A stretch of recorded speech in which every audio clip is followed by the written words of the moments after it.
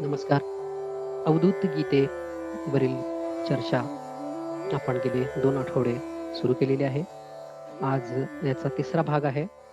आजच्या तिसऱ्या भागामध्ये आपल्या सर्वांचं स्वागत आहे. आत्तापर्यंत आपण श्लोक क्रमांक 1 ते 8 पाहिलेले आहेत. आज 9, 10, 11, 12 या श्लोकाकडे आपण वळूयात. श्लोक 9वा आहे. मनो वै गगनाकारं मनो वै सर्वतोमुखं मनोतीतं मनः सर्वं न मनः परमार्थात. या श्लोकाचा अर्थ आणि श्लोक याचं जी काही एक इमेज आहे ती आपल्या ज्ञानदीक्षा मराठी सत्संग ग्रुपवर पाठवलेली आहे. तर चित्त ह्याचा मराठी अर्थ असा आहे, की चित्त विशाल आहे. चित्त हे बहुआयामी आहे. चित्ताच्या पलीकडे सुद्धा चित्तच आहे. जे दिसते ते चित्त आहे. तथापि अंतिम दृष्टिकोनातून पाहिले तर चित्त नाही, ती माया आहे.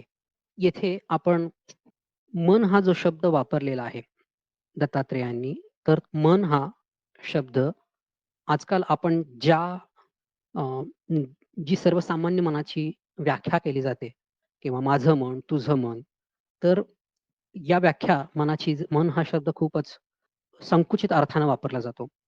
परंतु येथे मन हा शब्द जो वापरलेला आहे, तो चित्तासारखा वापरलेला आहे. ज्ञानमार्गामध्ये आपण मन हा शब्द वापरत नाही, तर चित्त हा शब्द वापरतो.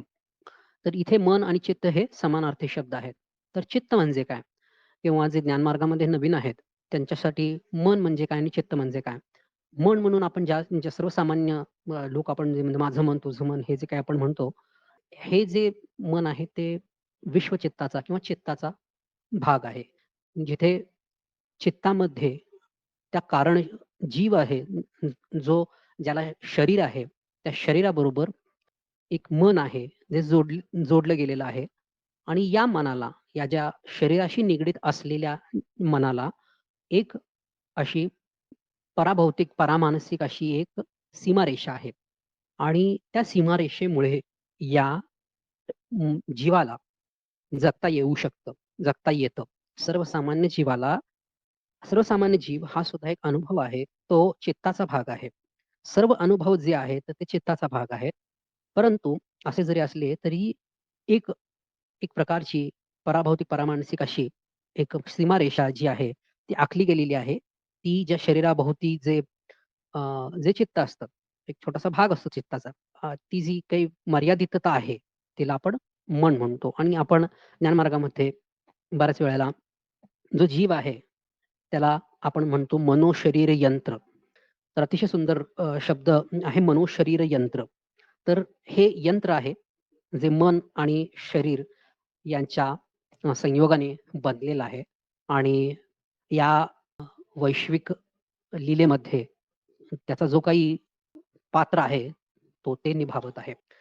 मन ज्यावेळी आपण म्हणतो सर्वसामान्यपणे, ते हे जीवाशी जोडलेलं असतं. परंतु चित्त जे आहे, चित्त एकच आहे आणि या एका चित्तामध्ये सर्व अनुभव सामावलेले आहेत आणि हे चित्त हा शब्द कशासाठी निर्माण झाला? तर आपण जो अनुभव पाहतो आहात, तर त्याची व्याख्या करताना, त्याला समजून घेताना, त्याच्यासाठी विविध असे प्रतिरूप बनलेले आहेत किंवा विद्वानांनी विविध प्रकारची प्रतिरूपं व्याख्या केलेल्या आहेत. तर त्याच्यामध्ये चित्त या विश्वासाठी चित्त हा शब्द वापरलेला आहे आणि त्याच्यामध्ये नाद आहे, स्मृती आहे, विविध प्रक्रिया आहेत.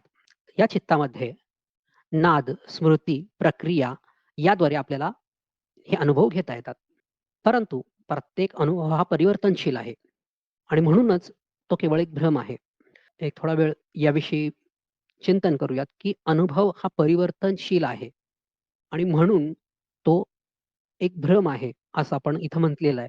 परंतु अ, हा तुमचा स्वतःचा प्रत्यक्ष अनुभव आहे का?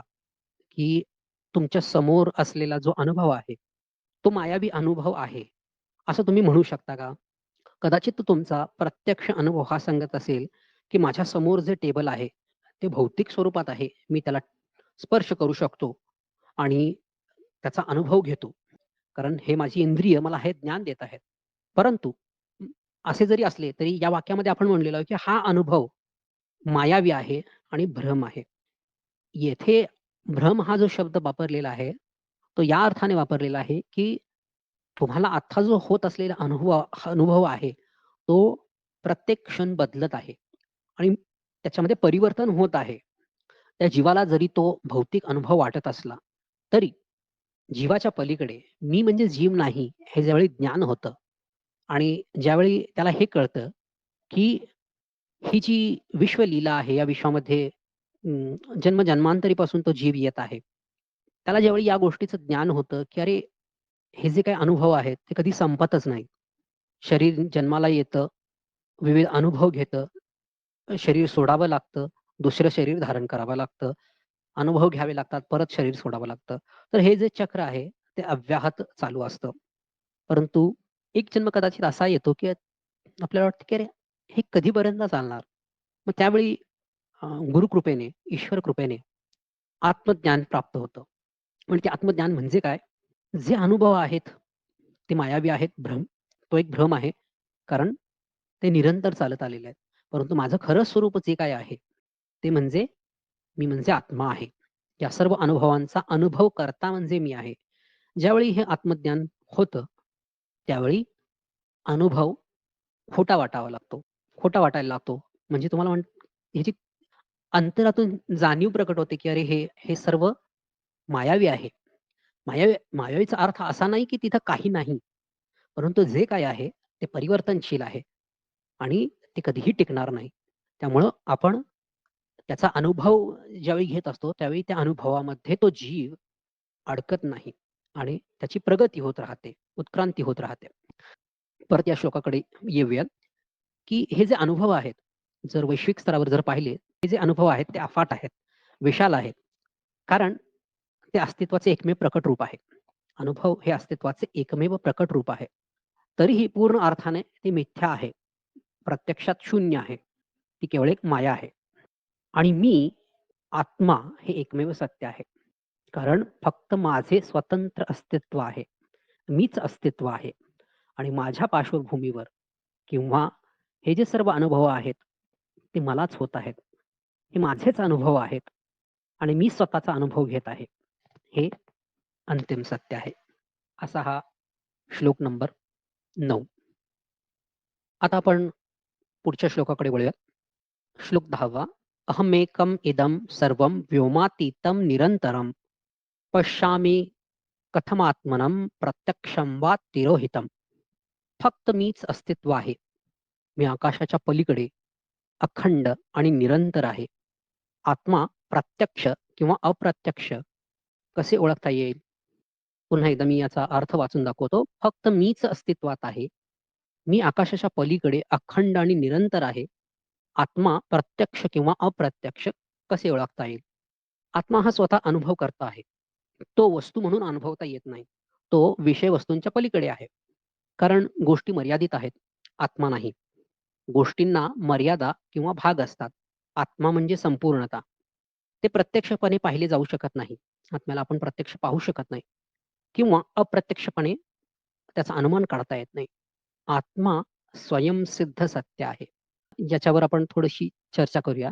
पुन्हा इथे असं म्हटलेलं आहे, की फक्त मीच अस्तित्व आहे. आपण जे आकाश पाहतो आहोत, कदाचित ते आपल्याला एक वाटतं. परंतु या आकाशाच्या पलीकडे मी आहे. जो आत्मा आहे, तो याच्या पलीकडचा आहे. मी अखंड आहे, निरंतर आहे आणि माझा प्रत्यक्ष किंवा अप्रत्यक्ष अनुभव घेता येत नाही. जो अनुभव करता आहे, त्याचा अनुभव घेता येत नाही. जर तुम्हाला एखाद्या गोष्टीचा अनुभव घेता येत असेल, तर ती वस्तू अनुभव होते किंवा जे काही तो जो विषय आहे, तो अनुभव या वर्गीकरणात येतो. परंतु अनुभवकर्त्याचा अनुभव घेता येऊ शकत नाही. अनुभवकर्ता व्हावं लागतं आणि ते फक्त होता येतं आणि आत्ता सध्या जो अनुभव होत आहे, या क्षणाला जो अनुभव होत आहे, तो अनुभव या मनुशरीर यंत्राला होत नाहीये.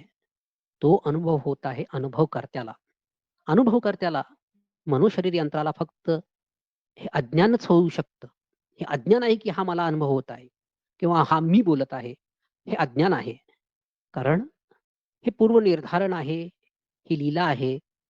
ही प्रकाशमान होते ते अनुभवकर्त्याच्या प्रकाशात आणि सर्व जे अनुभव आहेत, ते त्या अनुभवकर्त्याला होत असतात. जीवाला याचं अज्ञान असतं, की हा अनुभव मला होत आहे किंवा हे मी करतो आहे. परंतु ही एक अनंत अशी लीला आहे, जी अव्याहत चालू आहे. परंतु एक आपण लक्षात घेण्याचा प्रयत्न करूयात इथे, की मी ज्यावेळी म्हणालो, की हे अव्याहत चालू आहे, हे विधानही खोटं आहे. चालू आहे म्हणजे कधीतरी त्याची सुरुवात झाली, असा अर्थ होऊ शकतो. परंतु ही जी काही विश्वलीला आहे, ती फक्त आहे, हे सत्य आहे. ती कधी चालू झाली नव्हती, ती कधी गतिमान नव्हती आणि तिचा कधीही शेवट होणार नाही. म्हणजे जसं आपण पडद्यावर एखादा चित्रपट पाहतो, ज्यावेळी तो येत असतो, त्यावेळी त्याची सुरुवात असते, मध्य असतो, शेवट असतो. परंतु तुम्ही या अस्तित्वाकडे अशा रीतीने पाहू शकता, की हा कदाचित एक चित्रपट नाहीये, तर हा चित्रपटाची जशी जी चित्रफीत असते, रीळ असतो ना गोलाकार, त्या गोलाकार रीळमध्ये सगळ्या प्रतिमा असतात. त्या चित्रपटाची चित्र असतात. समजा ती एकाच वेळी जर प्रकाशित केली आणि ती एकाच वेळी प्रकाशित असतात आणि त्याचा पणे असं म्हणता येणार नाही. परंतु जर तो रील एकाच वेळी प्रकाशित केला, तर सगळी चित्र प्रकाशित होतील. ती कदाचित त्या अनुभवकर्त्याला तो अनुभवकर्ता समजू शकेल, कारण ती त्याचीच लीला आहे. परंतु त्यानं काय केलेलं आहे, हा अनुभव होण्यासाठी म्हणून मनोशरीर यंत्राची किंवा वेगवेगळ्या जीवांची जी निर्मिती आहे, त्या जीवांना ह्या सगळ्या ह्याच्यामध्ये ते पात्र आहे आणि ते पात्र चाललेलं आहे. त्या पात्राला सुद्धा वाटत असते की अरे काहीतरी घडतं आहे. तो अज्ञानात असते, पात्र अज्ञानातच आहे. परंतु हे सगळं या क्षणी प्रकाशमान आहे. म्हणजे मी असं म्हणेन की तुमचा पुढचा जो अनुभव आहे, तो सुद्धा कुठेतरी लिहिला गेलेला आहे किंवा त्या त्या रीळमध्ये तो अनुभव आहे. तिथपर्यंत तो जीव तो जीव ज्यावेळी जातो किंवा प्रत्यक्षपणे जात नाही, तो एकामागून एक अनुभव ज्यावेळी उलगडत जातात असं म्हणेन मी. त्यावेळी त्याला वाटतं की अरे खरंच वेळ म्हणून काहीतरी जो प्रकार आहे, तो इथे आहे. असा हा जो अनुभवांचा जो खेळ आहे, त्याला आपण फक्त आहे असं म्हणू शकतो. अनुभव आहे आणि अनुभवकर्ता आहे आणि हा अनुभवकर्ता कोण आहे? हा अनुभवकर्ता मी आहे. माझं खरं स्वरूप म्हणजे मी अनुभवकर्ता आहे. माझं खरं स्वरूप म्हणजे आत्मा आहे आणि मी स्वयंसिद्ध सत्य आहे. हा झाला श्लोक 10वा. आपण पुढच्या श्लोकाकडे वळूयात. पुढचा श्लोक. त्वमेव एकं हि कथं न बुध्यसे समं हि सर्वेषु विमृष्टम अव्ययम् सदोदितोऽसि त्वम् अखंडितः प्रभो दिवा च नक्तं च कथं हि मन्यसे. तुम्ही आत्मा तुम्ही किंवा आत्मा एक आहात. तुम्ही एक आहात हे तुम्हाला का समजत नाही? तो सर्वांमध्ये सारखाच आहे. तो शाश्वत, सदैव तेजस्वी, निरंतर आहे. तो दिवस-रात्रप्रमाणे बदलत आहे असे कसे म्हणता येईल? तर आपण लक्षात घेऊया की अवधूत गीता जी आहे, ती गुरुदेव दत्तात्रेय त्यांच्या समोर बसलेल्या शिष्यांना सांगत आहेत. खरं तर हे सर्व शिष्य असे असणार आहेत, म्हणजे ज्याही वेळी त्यांनी सांगितलं, त्यावेळी ते जे शिष्य आहेत, त्यांना जे जाणून घ्यायचंय, त्यांना आत्मज्ञान, मी म्हणजे कोण हे जाणून घ्यायचं आहे. त्यावेळी त्यांची तयारी झालेली आहे हे सगळं ज्ञान ग्रहण करण्याची. अशा वेळी त्यांना गुरुदेव दत्तात्रेय उलट प्रश्न विचारतायत. कारण कदाचित त्यांच्यात संशय असेल, की आत्मा प्रत्येकामध्ये वेगळा असतो. तो येतो आणि जातो. म्हणून ते त्यांना हा प्रश्न विचारतायत, की तुम्ही आत्मा आहात, हे तुम्हाला का समजत नाही? तो सर्वांमध्ये एक आहे. प्रचंड कल्पना, अवधारणा जन्मजन्मांतरीपासून साधकाच्या मनामध्ये साठलेल्या असतात आणि त्या सर्व अवधारणा सद्गुरूकडून मिळालेल्या ज्ञानामध्ये गळून पडतात. ज्यावेळी सद्गुरू येतात आणि ज्ञान देतात, त्यावेळी मी म्हणजे कोण याची जाणीव होते आणि हे आत्मज्ञान ज्यावेळी प्राप्त होतं, त्यावेळी समजतं, की आत्मा हा एकच आहे, जो परिवर्तनहीन आहे आणि सर्व बदल या आत्म्याच्या पार्श्वभूमीवर घडतात. जसे न बदलणाऱ्या पडद्यावरचा चित्रपट. सर्व अनुभव येतात आणि जातात, बदलतात. मी नेहमीच या बदलांचा अपरिवर्तनीय साक्षीदार असतो आणि हा साक्षीदार पण कसा आहे? अपरिवर्तनीय. तो एकमेव आहे, ज्याच्यामध्ये परिवर्तन होत नाही. जे राहते ते मी आहे. जे येते आणि जाते ते म्हणजे मी नाही. येथे दत्तात्रेयांनी हेच सांगण्याचा प्रयत्न केलेला आहे आपल्या शिष्यांना. आणि हे सांगत असताना ते दिवस आणि रात्रीचं उदाहरण घेतात, की दिवसानंतर जशी रात्र येते, रात्रीनंतर जसा दिवस येतो. हे हे जसं बदलतं, तसा मी बदलतो किंवा आत्मा बदलतो, असं कसं म्हणता येईल? असं ते आपल्या शिष्यांना विचारतात. कारण प्रत्येक प्रत्येक अनुभव जो आहे, तो असा द्वैताचा अनुभव आहे. त्यांना दिवस-रात्र अ, या उदाहरणाकडे उदाहरण सांगून त्यांना हे समजावून द्यायचं आहे, की या अस्तित्वामध्ये जी काही ही अनुभवांची लीला आहे, त्यामध्ये द्वैतता आहे. त्या अस हे द्वैत म्हणजे काय? अनुभव करणारा आहे, अनुभवकर्ता आहे किंवा विविध अनुभव आहेत आणि येथे अनुभवांचं जे वर्गीकरण करतो आपण त्यावेळी आपल्याला हे जाणवतं, की इथे विरोधाभास असलेले अनुभव बरेच आहेत. त्यानंतर चक्रीय प्रकारचे अनुभव आहेत. पुनरावृत्ती होत असते. तर आपण ज्ञानमार्गामध्ये अनुभवांचा अतिशय सविस्तर असा अभ्यास केलेला आहे. ज्यांनाही रुची आहे त्यांनी ज्ञानदीक्षा मराठी सत्संग कार्यक्रम नक्की करावा. त्यामध्ये या अनुभवांचं अतिशय विस्तृतपणे वर्णन केलेलं आहे. तर हा झाला श्लोक 11वा. आता आपण वळूयात 12व्या श्लोकाकडे. आत्मननं सततं विद्धि सर्वत्रैकं निरन्तरम् अहं ध्याता परम ध्येयं खंडम खंडते कथम. ह्याचा मराठी अर्थ आहे आत्मा निरंतर, सर्वत्र एक, अखंड आणि परिवर्तनहीन आहे हे जाणून घ्या. तुम्ही स्वतःला अविभाज्य आत्म्याला ध्यान करणारा आणि ध्यानाचा विषय किंवा वस्तूमध्ये कसे विभाजित करू शकता? एक महत्त्वपूर्ण असा श्लोक म्हणेन मी किंवा क्रांतिकारी असा श्लोक म्हणायला काहीच हरकत नाहीये. कारण येथे दत्तात्रेय भगवान म्हणतात, की आत्मा एखाद्याच्या ध्यानाची वस्तू असू शकत नाही. बऱ्याच वेळेला असं होतं, की आत्मा म्हणजे ज्याला आपण अस्तित्व म्हणतो, अनुभवकर्ता म्हणतो, तो जो सर्वत्र सामावलेला आहे, त्याची भक्ती मार्गामध्ये म्हणा किंवा इतर मार्गांमध्ये, भक्ती मार्गामध्ये किंवा आपण ज्यावेळी ज्याला जिथे ईश्वर मानला जातो, ईश्वर म्हणून म्हटलं जातो. हेही पुराणांमध्ये सांगितलेलं आहे, की ईश्वर सर्वत्र आहे, कणाकणामध्ये ईश्वराचा वास आहे. अशी बरीच वर्णनं आहेत आणि कणाकणामध्ये वसलेल्या त्या ईश्वराचं तुम्ही ध्यान करा. असं जे सांगितलं जातं, ते खरं तर कदाचित त्या त्या पातळीवर असलेल्या जीवासाठी ते ज्ञान कदाचित महत्त्वाचं असेल किंवा उपयोगी असेल त्याला पुढची पायरी चढण्यासाठी. परंतु ज्यावेळी साधक तयार होतो हे आत्मज्ञान प्राप्त करण्यासाठी, त्याला कळतं, की मी म्हणजे आत्मा. त्यावेळी त्यानं हे समजून घ्यायला हवं, की आत्मा, मी म्हणजे आत्मा आहे आणि मी ध्यानाची वस्तू असू शकत नाही. आत्मा जो आहे, आत्मा तो आहे जो ध्यान करताना ध्यान करणारा आणि ध्यानाची वस्तू या दोघांचा साक्षी असतो. या ध्यानाद्वारे आत्मा जाणून घेता येत नाही. ध्यानाद्वारे आत्मसाक्षात्कार होऊ शकत नाही. त्यामुळे कदाचित अपरिपक्व अशा शिष्याला, साधकाला हे ऐकल्यावर कदाचित धक्का बसेल. आपल्यापैकी बऱ्याच साधकांचा हा अनुभव असेलही, की "अरे ध्यान नाही, साधना नाही, ज्ञानमार्गामध्ये ध्यान पण नाही, साधना पण नाही, काहीच नाहीये. हे असं कसं शक्य आहे? हा आध्यात्मिक मार्ग आहे. काहीतरी करायला हवं."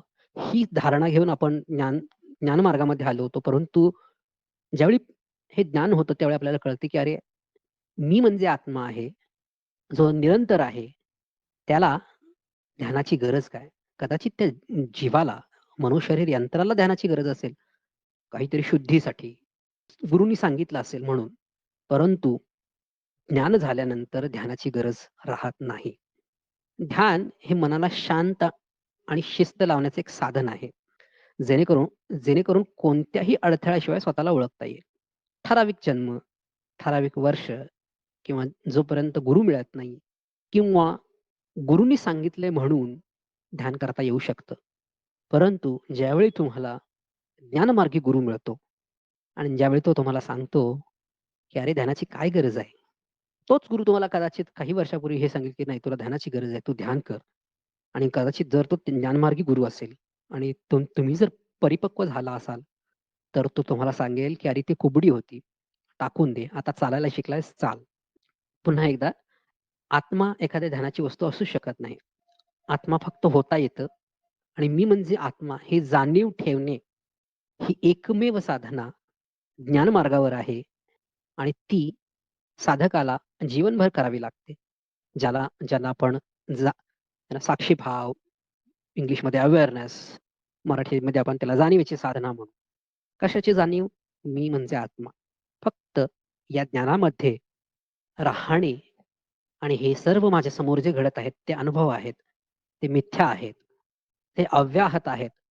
ते अनुभव थांबणार नाहीत आणि त्या अनुभवाकडे एक साक्षी भावानं ज्यावेळी आपण बघायला शिकतो, त्यावेळी ते जे अनुभव घडत असतात, त्या अनुभवांचा परिणाम किंवा त्यातून निर्माण होणारी जी काही संस्कार आहेत, जे ते जीवाच्या कारण शरीरामध्ये छापले जातात, ते कमी होऊ लागतात. ज्यावेळी तो साधक सतत या जाणीवेत राहतो, की मी म्हणजे आत्मा. मी म्हणजे आत्मा. ही ज्यावेळी जाणीव होते, त्यावेळी बरेच बदल घडतात. आध्यात्मिक प्रगती घडते. असा हा आजचा 12वा श्लोक झालेला आहे. आजचा सत्संग आपण इथेच संपवूयात. सत्संगामध्ये तुम्ही सहभागी झालात याबद्दल धन्यवाद. पुन्हा भेटूया पुढच्या वेळेला अवधूत गीतेतील पुढचे 4 श्लोक घेऊन. धन्यवाद.